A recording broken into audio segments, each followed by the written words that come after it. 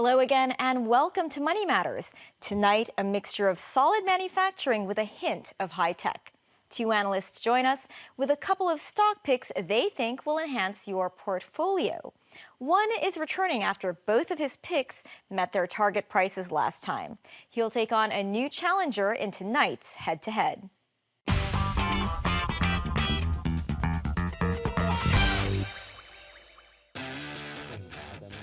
Kenny Tang joins us again. Both his picks, Xinyi Solar and Ganfeng Lithium, hit their target prices, so he's back to take on Daniel So, head-to-head. Kenny's first stock pick is electric power tool maker Tektronix, stock code 669. The company is focused on selling its products in the U.S. market, but far from being its main risk. Drill down a bit deeper and we discover the COVID-crippled economy hasn't hit the company's performance at all. You can see the sales of this company is quite good because it accounts for a lot of the market share in the US and also in the Europe about the electrical power tools. And also the brand is quite famous in the US. And also the sales in Home Depot still quite good. Most of the people still cannot go outside in the US, so they are mainly focused on the job in the home. And so they need to buy a lot of the power tools in order to decorate their homes. Do-it-yourself seems to have insulated the company from the COVID fallout. Also, the fact the company has its own brand on sale in the American market means the company has greater value-added potential against its rivals making unbranded tools. The turnover and bottom line is doing quite well over the past 6 months. The turnover is up more than 13% and the bottom line is more than 16%. So you can see the upside of the bottom line is higher than the turnover. So it means that they maintain a very good profit margin. U.S. stimulus spending has kept the U.S. consumer on the high streets and in the malls, but the stimulus is fast running out. That may pose the main risk to Tektronix's business. I think the risk is mainly on the high valuation because this stock is trading at more than 20 times PE.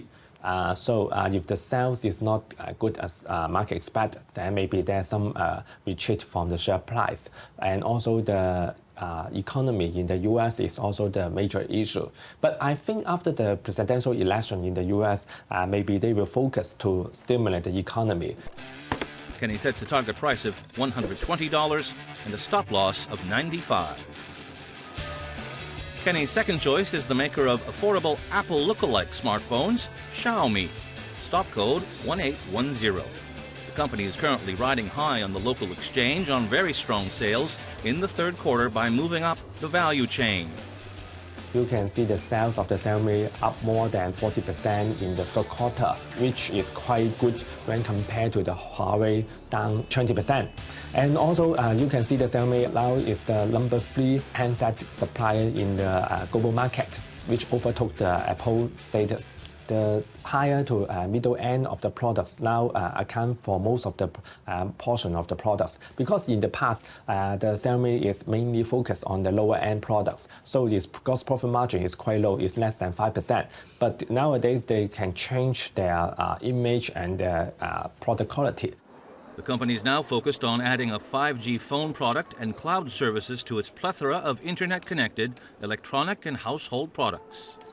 It is a lifestyle product, not just only the handset. And so I think the business model is quite good. If they're successful, they can highly push up the profit margin because the profit margin of the internet service is much higher than the hardware. The company is just only enjoy the single-digit gross profit margin. But if their subscriber, the customer, going to increase a lot, then they can push up the profit margin. Tang says the vast array of products on its shelves won't shelter the company from the stiff competition for its anchor product. In the handset market, the competition is quite high. Apart from the mainland brand, it's also face competition from the Apple, from the Samsung. So they need to keep the product remain attractive. And also they also need to have some innovation to maintain the market share. Kenny sets a target price of $28 and a stop loss of $19.40. Joining the fray this month is analyst Daniel So, whose first stock is a company that sells specialist equipment to the construction sector, Zoom Lion, stock code 1157. The whole industry, construction machinery, is benefiting from strong infrastructure spending by China government and also benefiting from the recovery in real estate investments in China. Now that COVID-19 is under control in China and construction activities have been on the recovery, and it lifts the sales and margin of this kind of machineries. The company just reported strong third-quarter results, with net profit rising 85% year-on-year. It reported lackluster margins in the third quarter due to the launch of new products bringing higher costs. That's targeted to rebound in the last quarter of a very challenging 2020. The valuation is now quite cheap. For this year's expected price-earnings ratio is around 7 to 8 times. As the earning is still in an upcycle, valuation could still have some upside. Making it a nice little bargain if Beijing keeps the gas on its building program. The company is the country's market leader in some of the equipment segments, and so is fairly insulated from external shocks, from things like the trade war and the pandemic. Construction machinery, most of the demand is from China, although there will be some external demand, some export orders. But most of the driving force is from China itself, so there would be less risk compared to some external facing sectors. Daniel sets a target price of $8.50 and a stop loss of $6.40. Daniel stays solidly in a construction theme with his second choice, Conch Cement, stock code 914. Cement is now in the peak season because of the strong construction activities in this season, and especially for this year after the COVID-19 impact, the construction activities are now in a good recovery. We have seen cement prices going up in October by around 3 to 4%, and also real estate investments have been strong for the first 9 months. Turning from negative to positive year-over-year. That will continue to drive the earnings recovery for all cement producers. Conch, being the market leader in eastern China, will benefit from data showing the region is outperforming the rest of the country in both cement prices and property investments. China is also preventing the expansion of the sector with limits on new plant construction to ease the impact of their activities on the environment, further supporting cement prices. But how long will the season be merry for Conch? Now in the peak season, but the stock price are looking forward, so it remains to be seen for how long the stock price would stay strong in this peak season. But the good thing is the price for Conch cement has come down by quite a lot over the past 1 to 2 months, so valuation-wise it is quite cheap. Daniel sets a target price of $60 and a stop loss of $45. We'll review Kenny and Daniel's choices next month to see who comes back to go head-to-head.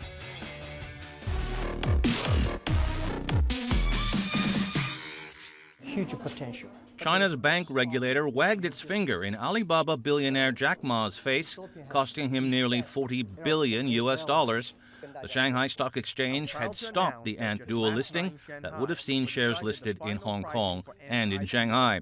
According to a Reuters Insight report, the suspension may have been triggered by anger over comments made by Ant founder Ma during a speech he made in October, where he strongly criticized China's financial watchdogs and banks.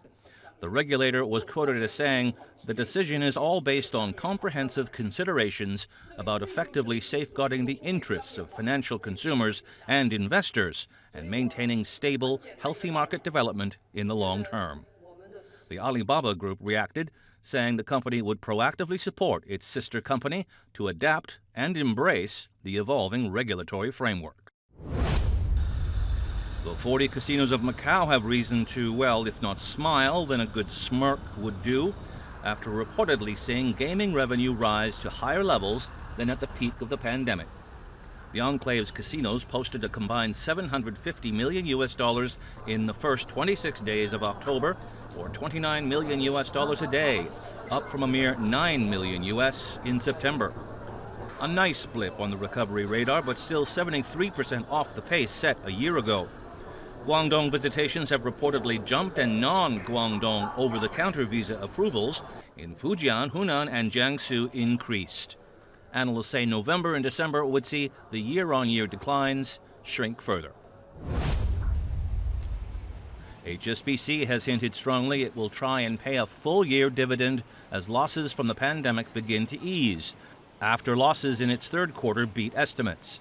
The bank says a conservative dividend would be paid if the British bank authorities lift the ban on shareholder handouts introduced in March to ensure banks could weather the virus crisis.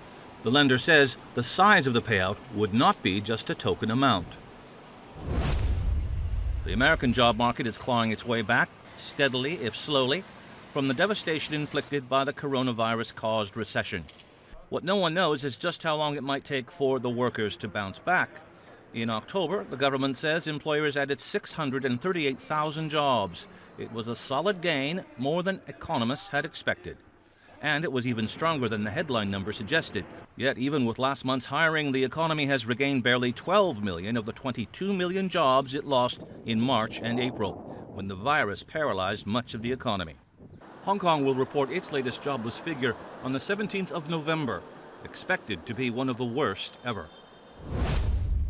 Coming up on Money Matters, some digital solutions to Hong Kong's tiny flat woes. Stay with us.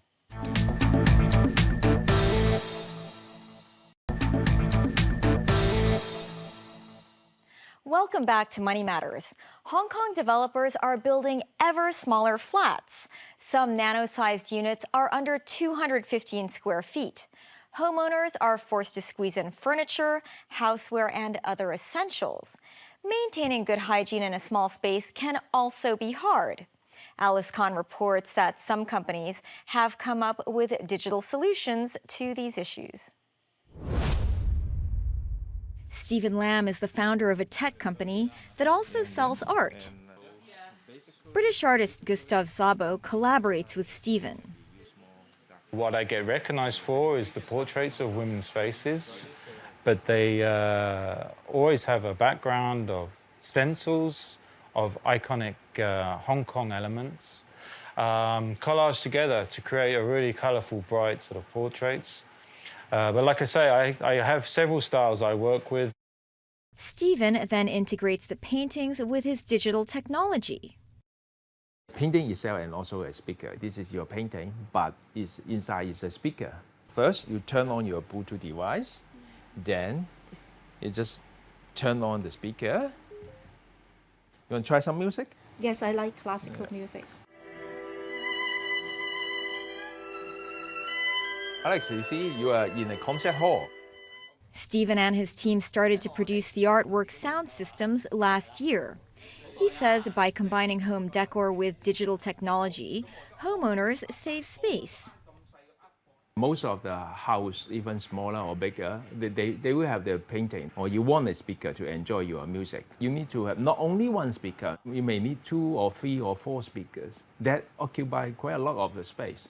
People are getting smaller space in their living. So what they need multifunctional furnitures in order to save their space. We build new products with our new technologies. And these kind of new products, we need to shoot for the modern livings. How does it work? This is a art use a canvas, right? So, but this is not a normal one. We build in with some circuit board, battery, and some vibration device, some vibration mechanism inside there. This is special material. They have there are few layers inside these materials. Different area they have different thickness and different structure, so that they will according to the sound musics. They will produce high, mid, low, and high range, mid range, low range for the sound systems. Stephen says the artwork speakers can be connected to any Bluetooth-enabled device, such as a smartphone or a laptop. It has an operating range of up to 20 meters. And because it's wireless, homeowners don't need to find space to hide cables. He says it takes 3 hours to fully charge the device via a micro USB cable. It gives up to 30 hours of non-stop playback. He also integrates augmented reality technology that allows users to watch a video about the artists. You can understand why the artist is making this art. What is the inspiration of the artist to make this art, or what is the story behind this art? So you can actually see the music. Stephen put the stereo in a door as well. This is the door. Okay, so we decorate with the artwork painting, and also this is the built-in speaker as well. And plus, we are building some special material that that can amplify the sound. We are using special wood material that can amplify the sound as well. So you can see this is a multifunctional furniture with combined art, music, and furniture. Carmen is living in a 700 square foot flat. She used to have a large sound system. 6 months ago, she spent about $20,000 on 8 artwork speakers. I have the hi-fi system in my house, and I brought some art painting work. I just took them away, and then I installed this speaker at home instead of that. If you just put a set of like the speaker like that, it's just a poster size, so it will save your space at home most of the time. Because the volume is pretty loud. You can really compare with our very good quality hi-fi system. Very refreshing. I enjoy music quite very much. Just like to just stay in a hotel or stay in a vacation. Carmen ordered a door speaker as well. I want to make my house just like a cinema studio. I can enjoy the art, I can enjoy the music, and I can enjoy like stay vacation just at home. Wardrobes store clothes and other household items, but occasionally mold grows inside or bugs infest them. Kat has 2 daughters. She says the whole family has allergies. During the pandemic, we may bring home the virus after going out. We won't know. Especially in winter, February, we will wrap ourselves with overcoats. We seldom clean the overcoats right after coming home. Me and my husband and my children have allergies. Korean electronic manufacturers have produced a new type of smart closet that can dry clean and sterilize clothes, an item that appeals to people like Kat, who are concerned about home hygiene. First of all, with this moving hanger, it can shake off the dust and allergens from the clothes. After that, low-temperature steam penetrates the clothing.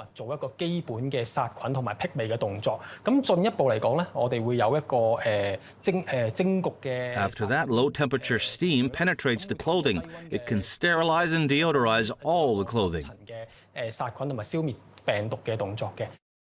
Apart from clothing, large plush toys and bedding can also be dry cleaned and sterilized in the closet. Isaac says the system has advantages over regular washer-dryers. Nothing is usually dried through a rolling motion in a regular drying machine.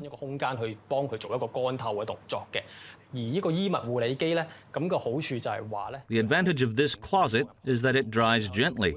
Simply speaking, it will not create wrinkles on the overcoats, and it will not cause any damage to handbags or scarves.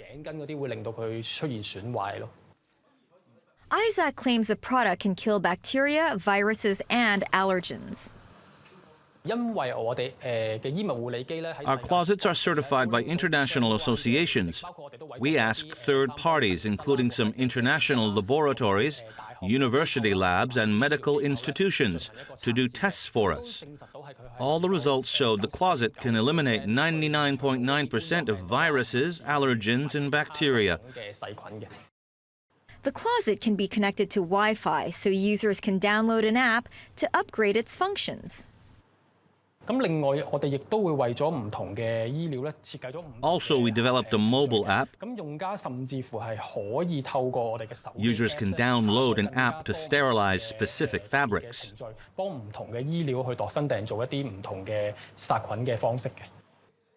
He says the closet will keep trouser creases looking crisp. With new technologies and innovation, the problems of small living spaces can be reduced. Of course, they do come with a high price tag.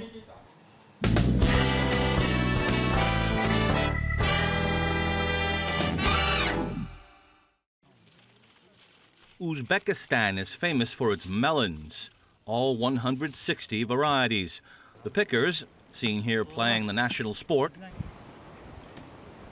melon tossing, take great pride cultivating the crop that goes back centuries, with evidence of this mass produce found in written sources and archaeological sites. The local industry was jarred by the pandemic, reducing the number of workers due to quarantines. But when the rules were eased, farmers were hit by a shortage of buyers in the markets. This agricultural expert and man who failed as the tossing team mascot says the industry's only hope now is for exports to pick up. No post-COVID sign of that just yet. It's enough to make a man go crazy. There's something special happening on the sea floor. This marine biologist is photographing a reef tile, and it's already showing signs of life. The tiles are a collaboration at Hong Kong University between the water guys who know corals and the building guys who know infrastructure. The tiles are 3D printed in a lab before they're deployed into Hong Kong's troubled coastal waters, which currently have lost up to 90% of its native corals, mainly due to pollution and development. This architect and man who finally found his hairbrush says the 3D tiles mimic brain corals and will prevent sedimentation buildup. Huh, brain coral. Clever. They were going to use concrete and finally decided less toxic clay was the best substance to avoid failure. Lucky coral don't have feet. To South Africa, where the pandemic lockdown is causing stress in the penguin community, where these two seem to also have cold feet about taking a dip. No, it seems the dinner jackets have frayed a bit in the last 5 months since the absence of visitors to South Africa's Two Oceans Aquarium has given these hoppers the chills. Their keeper, and woman who still hasn't figured out how her penguins swim, says a lot of birds were fighting and bickering and giving each other the cold shoulder. Penguimonium? The handlers thought they were slipping up somehow. But since the country came out of its deep freeze, visitors have provided penguins with all the attention they desire. That broke the ice. That's our show for tonight. Thanks for watching. Next time on Money Matters, what next for suffering airlines? As talks over travel bubbles and corridors drag on, carriers like Cathay Pacific have made deep cuts to operations in an effort to stem losses. Can Hong Kong recover its aviation hub status in the post-COVID travel era? See you then. Good night.